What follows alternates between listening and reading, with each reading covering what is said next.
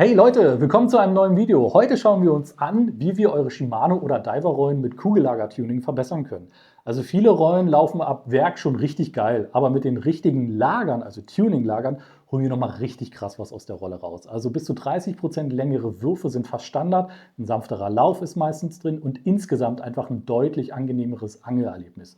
Ich zeige euch in diesem Video Schritt für Schritt, wie ihr die passenden Kugellager für eure Rolle findet. Also hast du eine Hechtrolle, brauchst du auf jeden Fall andere Kugellager als jemand, der eine BFS-Rolle hat. Dann zeige ich euch, wie man diese Kugellager tauscht und gebe euch jede Menge Tipps und Tricks, wie ihr auch bei der Pflege beachten müsst. Und natürlich sprechen wir über die Unterschiede verschiedenster Arten von Kugellager, also Edelstahl, Hybrid, Highspeed und.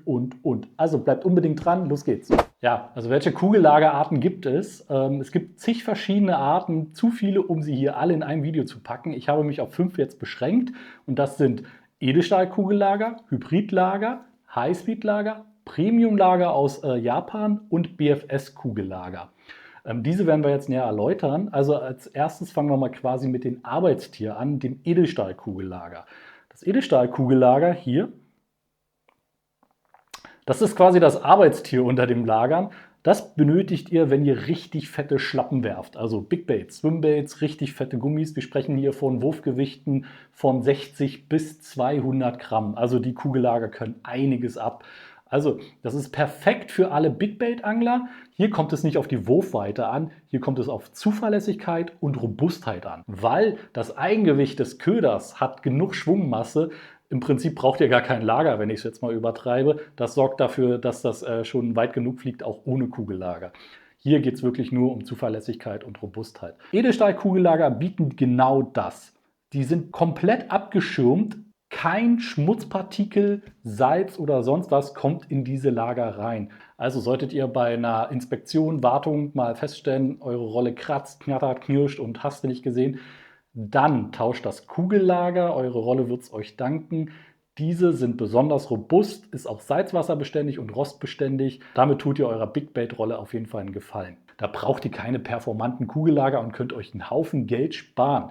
Edelstahlkugellager, das ist das Mittel der Wahl, wenn es um Gewichte von 60 bis über 200 Gramm geht. Als nächstes die Hybridlager.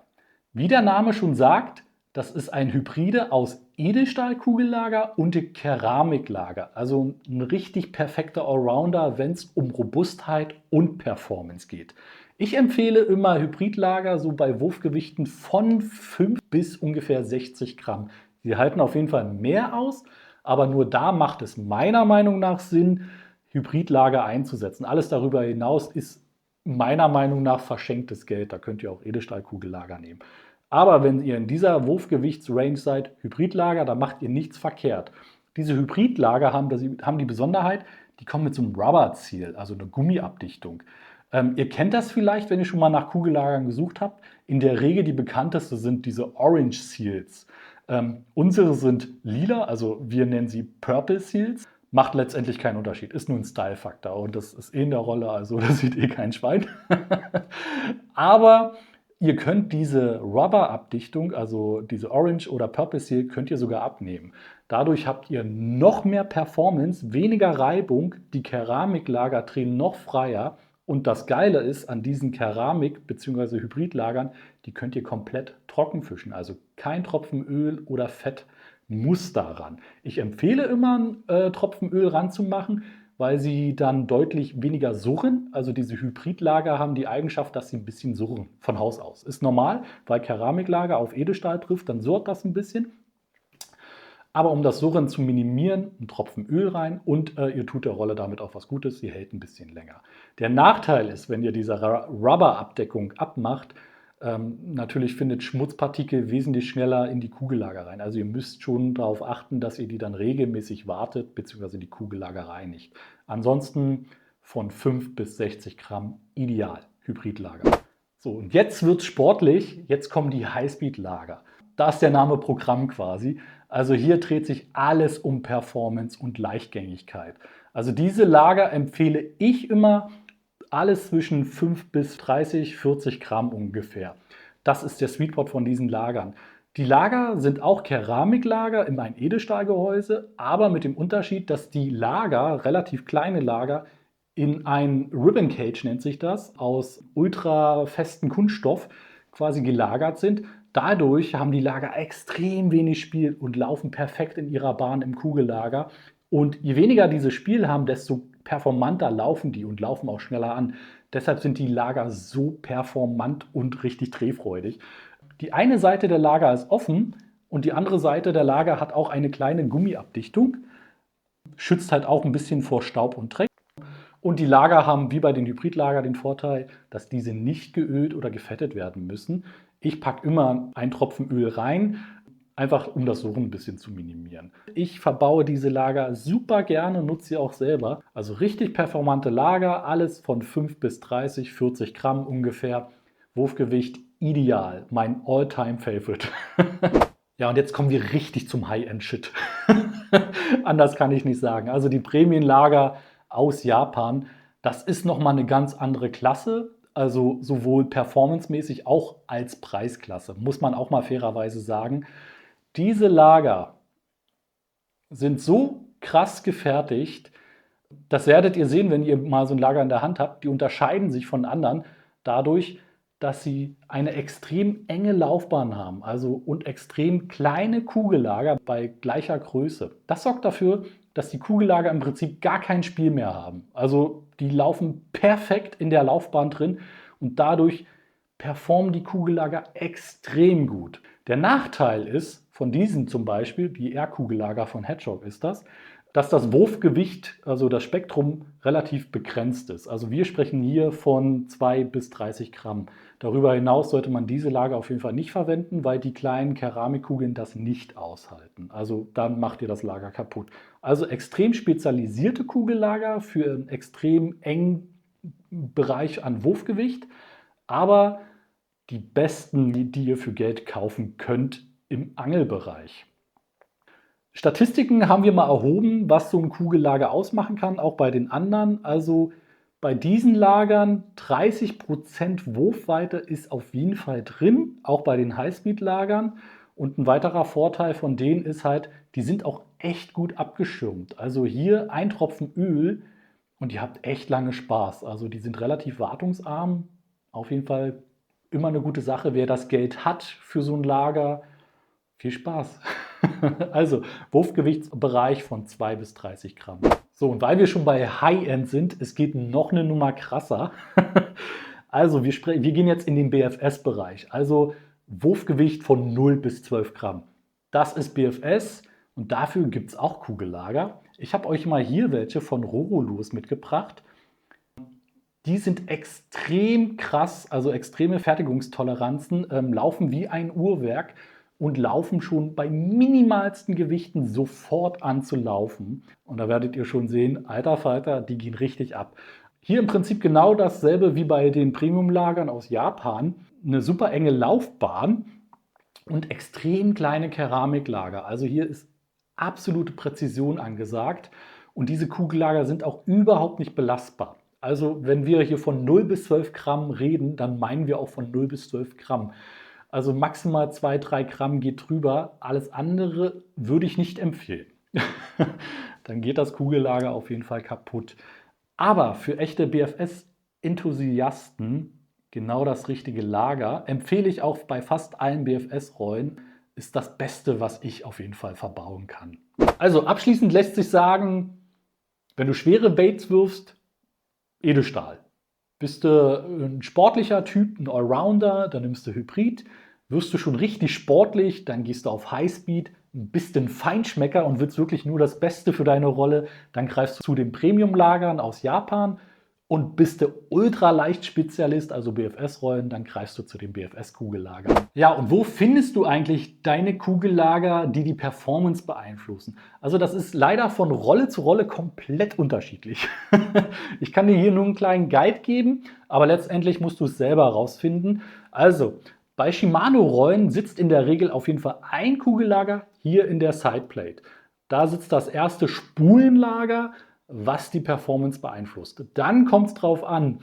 Bei vielen Rollen sitzt das zweite hier unter der Spool Tension Knob oder auf der Spule an sich. Das findet ihr mal ganz leicht raus. Also merkt euch, hat eure Rolle auf der Spule ich zeige es euch mal, ein Kugellager, dann wechselt ihr dieses.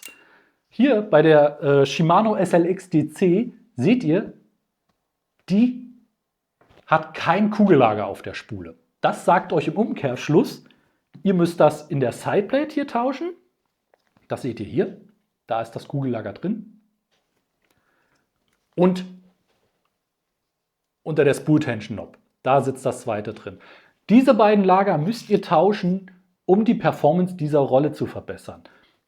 Sitzt ein Kugellager auf der Spule, dann tauscht ihr das in der Sideplate und das auf der Spule. Und wie das geht, das zeige ich euch jetzt. So Leute, andere Perspektive, wir gehen jetzt ans Basteln. Wie kommen wir jetzt daran? Also, ich habe jetzt hier eine Metanium Shallow Edition. Um an das Kugellager ranzukommen, müssen wir hier die Sideplate öffnen. Also das machen wir einfach, indem wir das hier hochschieben. Zack, Ausgangsstellung quasi. Dann ist es offen. Dann könnt ihr quasi an der Spule ein bisschen drücken. Und dann habt ihr die Sideplate schon rausgenommen. Und ihr seht schon, in der Sideplate sitzt ein Kugellager. Das müssen wir rausnehmen und durch ein neues Performance-Lager dann tauschen. Das zeige ich euch gleich, wie es geht. Und bei der Metanium sitzt auf der Spule auch ein Kugellager, wie hier schön zu erkennen. Und dafür braucht ihr ein extra Tool, das nennt sich Pin Remover Tool, weil ihr seht, das ist hier durch so einen Stift gesichert. Seht ihr das? Und da braucht ihr hier so ein Tool, um den Stift rauszudrücken, um das Kugellager zu wechseln. Aber dazu kommen wir später noch. Ja, also Spule, Kugellager tauschen, Sideplate, Kugellager tauschen. So, und wie sieht es aus, wenn auf der Spule kein Kugellager ist? Auch da habe ich euch eine andere Rolle mitgebracht, und zwar die SLX DC. Bei der Rolle ist es so, hier sitzt ein Kugellager drin, auf der Spule sitzt kein Kugellager drin und in der Spool Tension Knob sitzt ein Kugellager. So, wie machen wir die auf? Die SLX hat hier einen Schalter. Da könnt ihr auf Open oder Close drücken. Also wir müssen jetzt hier auf Open machen. Zack. Dann dreht ihr die Sideplate nach unten, so dass es Klack macht. Und dann könnt ihr die Sideplate rausnehmen. Das Kugellager sitzt da drin, in diesem schwarzen Nichts quasi. Das kann man hier, glaube ich, ganz schwer erkennen. Und wie ihr sehen könnt, die Spule, da ist kein Kugellager drauf. Das hat zwar so einen Stift, das hat aber eine andere Bedeutung, weil die Spule quasi im Ritzel einrastet. Dafür ist dieser Stift dann da. Aber ihr seht, hier ist kein Kugellager. Dafür müssen wir quasi hier unter die Spool Tension Knob. Die drehen wir einfach auf. Wenn ihr solche Spool Tension Knobs aufdreht und das Handle ist noch dran, dann haltet das fest, weil ihr wollt nicht, dass die Kappe zerkratzt. Ne? Dann fixiert ihr quasi das Handle und die Sternbremse so und dann könnt ihr es aufdrehen und die Kappe abnehmen und dann seht ihr schon, da befindet sich das andere Spulenlager. Und diese Lager müssen wir immer tauschen. So, kommen wir jetzt dazu, wie findet ihr die richtige Kugellagergröße raus, wenn Google und andere Seiten euch nicht die richtige Größe für eure Rolle sagen.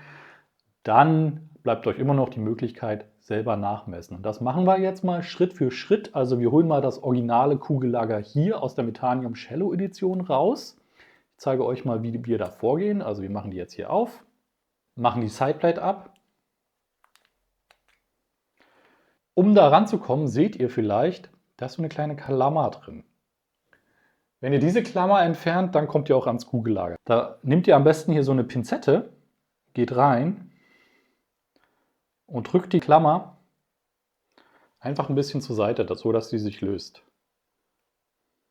Ihr seht, ich habe die jetzt ein bisschen schon gelöst.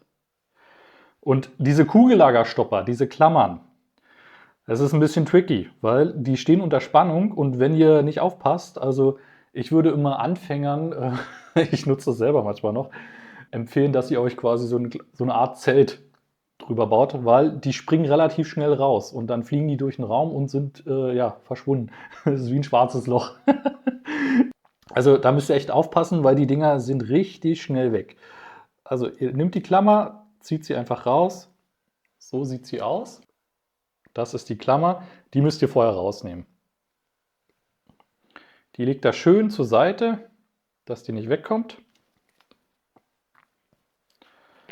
Und dann könnt ihr das Kugellager, in dem Fall, entweder hier mit so einer Art Haken rausholen oder mit einem konischen Stift, Essstäbchen oder sowas geht auch. Dann könnt ihr mit diesem Tool hier reingehen und es einfach rausziehen. Da habt ihr das. Dann habt ihr schon mal das erste Lager von 2. Die Sideplate unbedingt zur Seite legen. Da sind noch kleine Abstandshalter für die Spule drin, Distanzscheiben. Die lasst ihr bitte drin. Also passt auf, dass die da drin bleiben. Ne? Die könnt ihr zur Seite legen. Und bei der Spule wird es jetzt ein bisschen trickiger, weil die Spule, die hat hier so einen Stift drin. Und der muss rausgedrückt werden. Bei den meisten Spulen ist das eine Ende von dem Stift dicker als das andere. Und ihr müsst quasi immer von dünn nach dick schieben und es rauspressen. Dafür nutzen wir ein Pin Remove Tool, nennt sich das. Also das steckt man auf die Spule. Ich zeige euch mal, wie das geht. Das setzt ihr hier ran. Da seht ihr, da ist das Gewinde direkt auf den Stift drauf. Und dann braucht ihr eigentlich nur noch drehen. Dann wird der Pin halt rausgedrückt.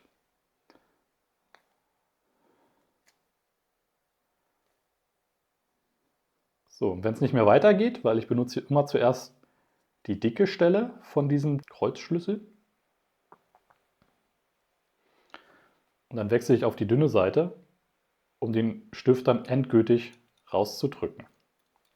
So, ihr seht schon, der Stift, der guckt schon raus, aber ist noch nicht ganz draußen. Jetzt drehen wir halt den Rest. Und dann könnt ihr den Stift relativ easy rausdrehen. So, dann ist er draußen.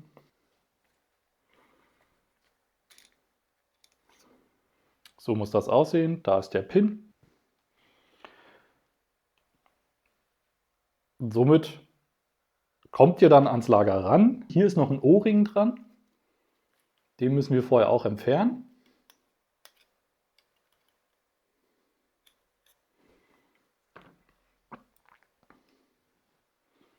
Ihr seht, da dieser schwarze Ring, Gummiring ist das, eine Dichtung, damit der ruhiger läuft. Den entfernen wir erstmal. Das ist aber nicht bei jeder Rolle so. Ne? Also die meisten Spulen, Kugellager haben nicht so eine O-Ring-Abdichtung. Aber es gibt halt welche, die haben es. Da müsst ihr halt immer gucken, dass ihr das nachher in der richtigen Reihenfolge wieder aufeinander setzt. So, und jetzt könnt ihr das Kugellager einfach runterziehen. Ne? Zack. Und so habt ihr das Kugellager. Achtet darauf, dass ihr die Spule an einen sicheren Ort stellt. Also wenn die auf euch vom Tisch fällt, ist nicht so gut. Je nachdem, was es für eine Spule ist, kann die relativ schnell kaputt gehen. Wie messe ich jetzt ein Kugellager aus und worauf kommt es an? Also welche Zahlen müsst ihr euch merken? Also im Prinzip gibt es bei den Kugellagern immer 3 Größen. Es gibt den Innendurchmesser, den Außendurchmesser und die Breite des Kugellagers. Diese 3 Zahlen braucht ihr, um nachher zum Beispiel bei uns im Shop die richtige Kugellagergröße zu finden.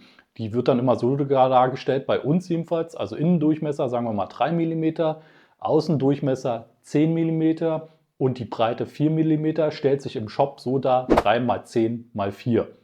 So findet ihr dann letztendlich die passende Kugellagergröße in verschiedenen Shops. Und wie ermittelt ihr das? Also am besten nutzt ihr dazu hier so eine Schieblehre oder halt ein Lineal, müsst ihr halt abmessen. Und wir messen immer zuerst die Zahl der Innendurchmesser. Das macht ihr so, ihr steckt das hier auf der Schieblehre hier oben rauf und drückt das halt auseinander. Und dann, seht ihr, so muss das aussehen. Und dann habt ihr eine Zahl, also hier in dem Fall 2,98 mm. Das runden wir jetzt in dem Fall auf, das sind 3 mm. Dann habt ihr schon mal den Innendurchmesser. Als nächstes kommt der Außendurchmesser.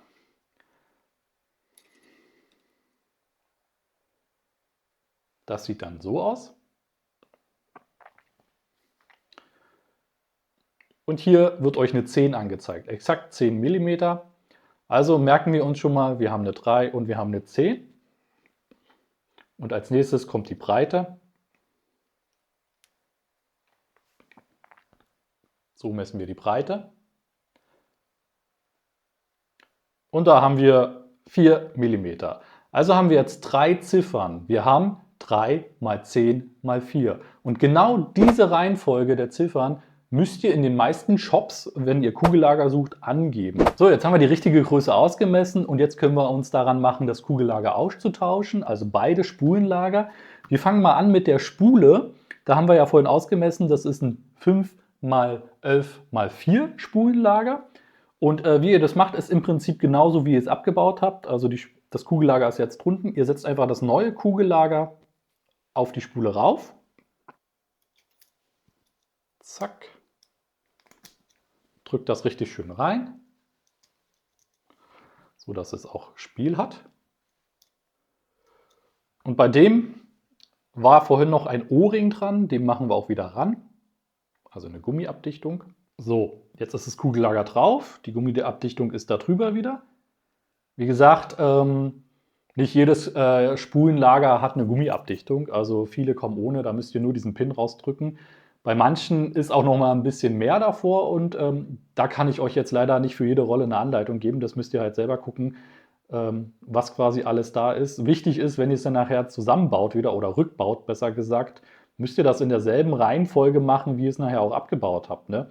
Weil wenn da die Toleranz nicht stimmt, dann macht ihr nachher eure Spule oder das Getriebe kaputt. Also das wollen wir nun auch nicht. Also achtet beim Ausbau auch darauf, wie ihr es ausbaut und welcher Reihenfolge. Macht euch am besten immer ein Foto vorher. Kann ich euch immer nur empfehlen, macht euch ein Foto, wie sieht es original aus. Und wenn ihr es nachher abbaut, dann könnt ihr immer reingucken und das dann wieder so zusammenbauen, dass das nachher mit dem Foto nachher wieder identisch ist. So, Kugellager ist jetzt drauf. Dreht sich auch richtig geil. Ja. Hier habe ich jetzt ein Highspeed-Lager verbaut bei der Metanium Shallow Edition, richtig gut. Und jetzt müssen wir den Pin wieder reinmachen. Dafür können wir wieder den Pin Remover hier benutzen. Dann nehmen wir wieder die dicke Seite und die brauchen wir jetzt auch nur, weil nur der Pin reingedrückt werden muss. Wichtig hier ist wieder, dass ihr den Pin, der hat eine dünne Seite und eine etwas dickere. Und die dünne Seite steckt ihr zuerst quasi in die Spule rein. Könnt schon mal mit dem Finger ein bisschen festdrücken und dann nehmt ihr euer Pin Remove Tool, setzt es wieder an den Pin an, dass der Kreuzschlüssel auf den Pin drückt und dann dreht ihr einfach.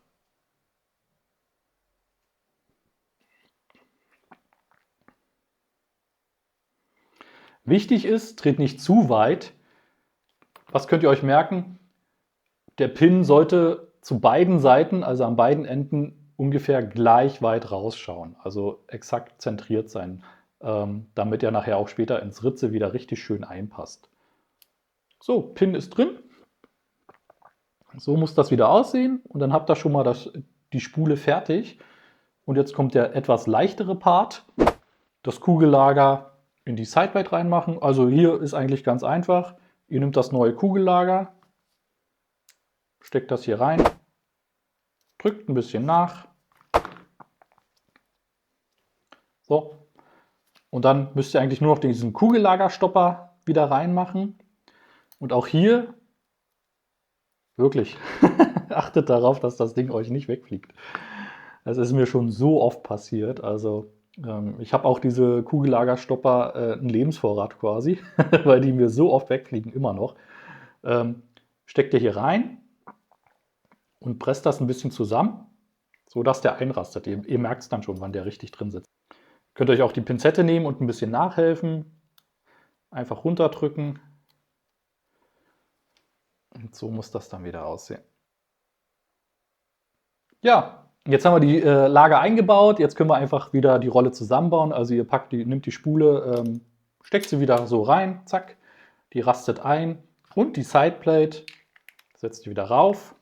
Wichtig ist, manchmal, wenn ihr die Spool Tension Knob zu doll zugedreht habt und ihr versucht, die Spule reinzumachen und die Sideplate zuzumachen, dann passt das nicht. Also macht die Spool Tension Knob lieber ein bisschen weiter auf, weil sonst drückt es zu sehr auf die Sideplate und ihr kriegt die Spule nicht richtig rein. Also merke, Spool Tension Knob lieber ein bisschen aufdrehen, Spule reinmachen, Sideplate zudrehen und dann könnt ihr die Spool Tension Knob auch wieder zudrehen. So, Lager sind eingebaut. Und jetzt schauen wir mal, wie die Rolle abgeht. Passt mal auf. Ja, richtig geil, oder? Ja, so tauscht ihr auf jeden Fall die Spulenlager. Ja, und dann gibt es ja noch Rollen, wo kein Kugellager auf der Spule sitzt. Da müssen wir halt das in der Sideplate tauschen und das unter der Spool Tension Knob. Ihr solltet auf jeden Fall trotzdem die Spule rausnehmen, wenn ihr das macht, weil ansonsten kommt ihr nur schwer an das Kugellager unter der Spool Tension Knob ran. Ihr könnt auch den Daumentaster hier runter drücken. Dann bewegt sich das Handle eigentlich kaum noch. Ne? Das ist dann so ein bisschen arretiert. Dann müsst ihr einfach nur gucken, dass die Sternbremse und das Handle halt nicht hier drüber ragen. Dann könnt ihr mir nicht die Spulenkappe einfach abmachen. Und dann eigentlich dasselbe Prinzip wie bei der Sideplate, wie ich euch vorhin gezeigt habe. Da sitzt ein Kugellagerstopper drin. Ne? Und auch, wie ihr sehen könnt, das ist eine Kundenrolle. Das Kugellager ist super verdreckt. Also hier bringt es auf jeden Fall was, auch gleich das Lager zu tauschen. Da wird der Kunde sich freuen. Ja, wir machen hier auch den Kugellagerstopper raus, also diese Klammer. Geht da wieder mit einer Pinzette rein und passt auf, dass das Ding euch nicht wegfliegt. Ne? Da ist es. Und jetzt könnt ihr eigentlich mit dem Tool hier rein das Kugellager einfach rausheben. Zack. Ich mache es hier nochmal ein bisschen sauber, ist nämlich ganz schön dreckig. Und dann könnt ihr eigentlich das neue Kugellager gleich wieder rein. Schwupp, reindrücken. Und den Kugellagerstopper wieder befestigen. Geht hier eigentlich relativ einfach. Könnt ihr mit dem Finger quasi eindrücken. Das war's schon. Spool Tension Kappe wieder rauf. Spule rein. Ne? Zack. Sideplate wieder rauf. Also hier haben wir es jetzt nicht getauscht. Ich habe euch ja vorhin gezeigt, wie es geht. Zack.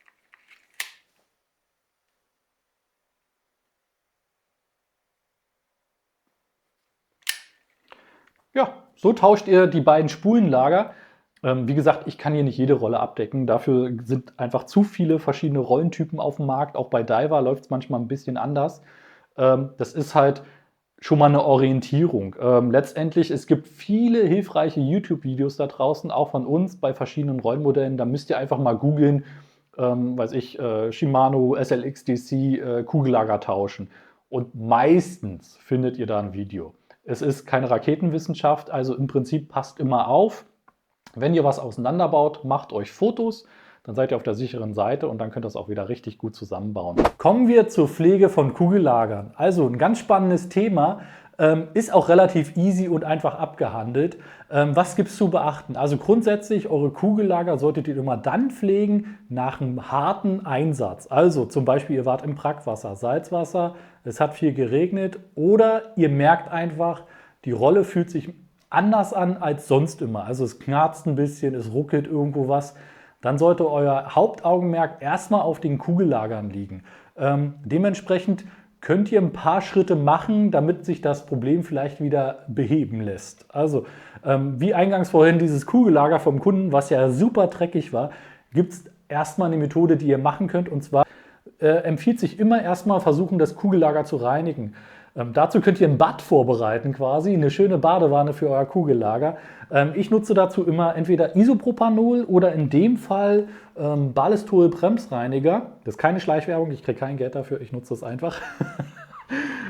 Und dort könnt ihr euer Kugellager drin versenken. So.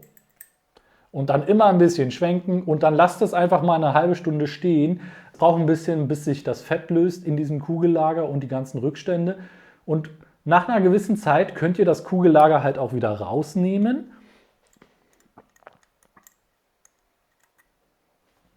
Und dann könnt ihr es mal auf so ein Kugellager-Check-Tool oder einen konischen Stift, Essstäbchen, was auch immer, raufsetzen und dann einfach mal drehen.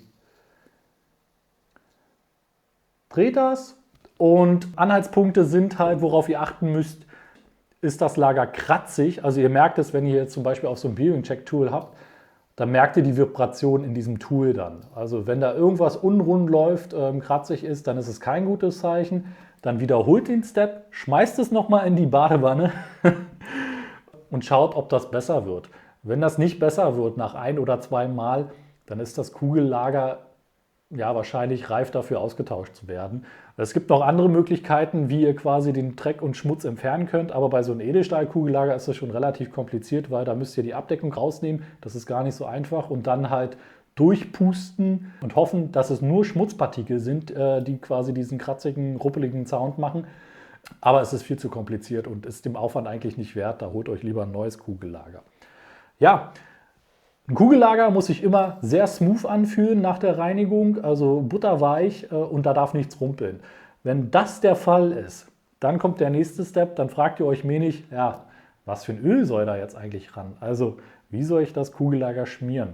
Da gibt es eine Faustformel quasi, je schwerer das Kugellager, also beziehungsweise das Wurfgewicht, desto dickflüssiger kann das Öl sein. Weil, wie wir ja eingangs erwähnt haben, zum Beispiel bei diesem Edelstahlkugellager, da werft ihr ja richtig fette, dicke Brocken raus. Da kommt es nicht auf die Performance an, da kommt es auf Langlebigkeit an und Robustheit und da kann auch das Öl dicker sein. Weil ihr müsst immer einen Kompromiss finden. Je dickflüssiger dieses Öl ist, desto weniger performant ist es nachher, weil das dickflüssige Öl dafür sorgt, dass der Reibungswiderstand größer wird. Macht bei den Edelstahlkugellager kaum Unterschied, weil wir wollen da Robustheit und Zuverlässigkeit haben. Das Öl soll schön das Kugellager benetzen und abschirmen vor äußeren Einflüssen wie Korrosion, Salzwasser, Dreck und Schmutz. Ja, und wie wähle ich mein Öl für das Kugellager aus? Ich gehe da immer einen Kompromiss. Also bei schweren Kugellagern, je nachdem wie das Wurfgewicht ist, gehe ich schon ein bisschen dickflüssiger, aber ich will nicht komplett die Performance verlieren. Ne? Also in dem Fall schaut euch mal, wir haben hier so ein richtig dickflüssiges Öl. Das ist richtig zäh, das ist wie Honig. Das könnte man zum Beispiel benutzen bei richtig hardcore schweren Baits, Welsangler oder sowas. Da macht ihr nichts verkehrt. So, jetzt haben wir aber auch Performance-Kugellager in diesem Video behandelt und da wäre so ein Öl tödlich. Das killt jegliche Performance bei diesen Kugellagern. Da wollen wir ein richtig dünnflüssiges Öl. Also ihr könnt euch auf jeden Fall merken, je krasser euer Performance-Kugellager ist, also wir reden hier von diesen zum Beispiel BFS-Kugellagern, diese Highspeed-Dinger, ne? Desto dünnflüssiger sollte das Öl auf jeden Fall sein. Und wir haben jetzt hier zum Beispiel eins von Glitch Oil. Schaut mal, das ist wirklich wie Wasser. Das ist ein Hightech Premium Kugellageröl. Wirklich für richtig krasse Kugellager eigentlich das beste Öl, was wir haben. Ist aber ein bisschen teuer, muss man einfach sagen. Hat seinen Preis, das Ding. Aber das Beste, was ich kenne, auf jeden Fall für Kugellagern, also für diesen Bereich hier, ne, BFS-Kugellager, Highspeed-Kugellager, gibt nichts Besseres. Für den schmalen Geldbeutel kann ich euch nur dieses Alchemieöl von Hedgehog empfehlen. Das nutze ich eigentlich in jeder Wartung für Kugellager. Da braucht es 1, 2 Tropfen Öl. Mehr braucht es nicht, um das Kugellager richtig schön geschmeidig, ruhiger zu bekommen und trotzdem verliert es nicht seine Performance. Das ist ganz wichtig. Weil wir haben ja vorhin gesagt, Keramikkugellager müssen per se nicht geölt werden. Ne? Also das könnt ihr euch auch sparen. Ich mache es nur sehr gerne, weil es das Geräusch minimiert und weil es trotzdem ein bisschen länger hält und ein paar Schmutzpartikel abfängt. Was ihr nicht machen solltet bei diesen Kugellagern, das Kugellager in Öl ertränken.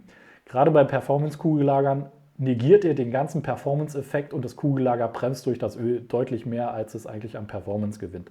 Also da solltet ihr auf jeden Fall die goldene Mitte wählen. 1 bis 2 Tropfen sollte bei dem Performance-Kugellager reichen, mehr auf keinen Fall. Da richtet ihr mehr Schaden an, als ihr eigentlich gewinnt. Und was könnt ihr quasi im Betrieb eigentlich schnell machen? Also, ihr kennt eure Rolle am besten. Ihr angelt die lange genug und ihr werdet irgendwann feststellen, irgendwas ist anders bei deiner Angelrolle. Wenn das so der Fall ist, dann schaut immer am besten nach, das geht relativ zackig, ob es die Spulenlager sind. Also eure Rolle macht Geräusche, knarzt ein bisschen, fühlt sich ein bisschen ruckliger an als sonst. Nimmt die Sideblade, macht sie auf, nimmt die Sideblade raus und die Spule, macht gleich einfach pro forma 1, 2 Tropfen rein in die Spule und in das Kugellager, 1, 2 Tropfen rein, packt es wieder rein.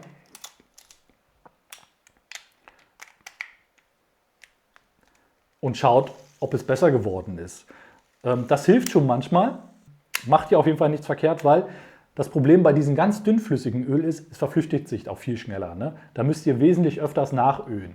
Das ist halt immer so der Kompromiss aus Performance, Haltbarkeit. Ne? Je dickflüssiger das Öl ist, desto weniger wartungsintensiv ist es. Es hält auf jeden Fall eine ganze Weile. Und je dünnflüssiger das Öl ist, desto schneller verschwindet es halt auch wieder und ihr müsst öfters nachölen.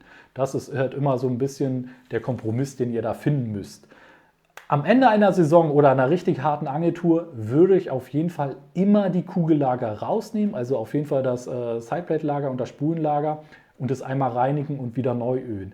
Da habt ihr auf jeden Fall eine Menge was davon. Es gibt ja nichts Schlimmeres, als wenn ihr euch ein teures Kugellager kauft und das nach einem halben Jahr schon wieder die Hufe hochhebt, weil da Rost und Korrosion drin ist und das hätte eigentlich vermieden werden können durch ordentliche Pflege.